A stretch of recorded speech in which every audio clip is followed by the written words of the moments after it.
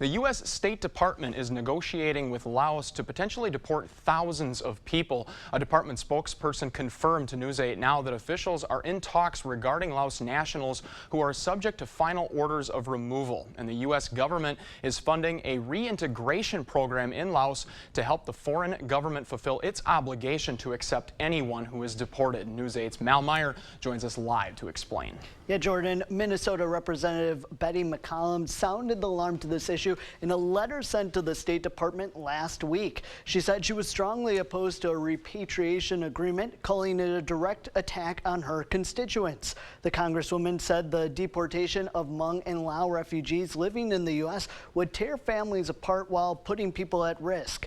This is concerning for people in our area because of a sizable Hmong and Laotian population. La Crosse County is home to the 7th largest Hmong population in the state, according to the U.S. Census. Hmong people actually aided the United States in terms of fighting the Civil War in Laos, and many of us are here because of that reason. Some had families fight alongside American soldiers during the Vietnam War.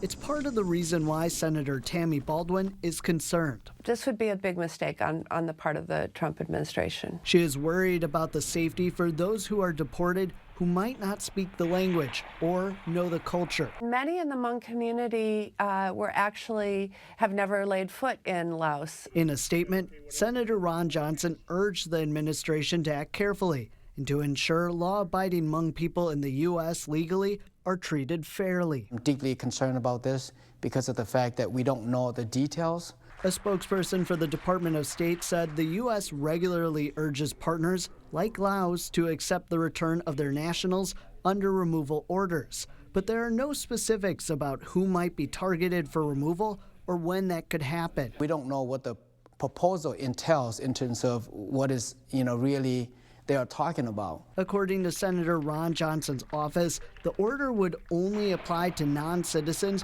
who have been ordered for removal by an immigration judge, most likely because of a criminal conviction. But this has not been confirmed by the State Department, which is why some in the community are urging people to stay calm while they wait for more information. I just want the Hmong community to not panic over this. So if anyone is concerned, Yang recommended people call the Hmong Cultural and Community Agency or call their U.S. representatives or senators. And this doesn't sound like something that's very common. How often has the U.S. actually deported people from Laos? You're right. This isn't something that happens very often. According to the U.S. Immigration and Customs Enforcement, just 5 people from Laos were removed in 2019 and only 8 were removed in 2018, and that's across the entire United States. Definitely a story we'll want to keep an eye on. Thanks a lot, Mal. Yep.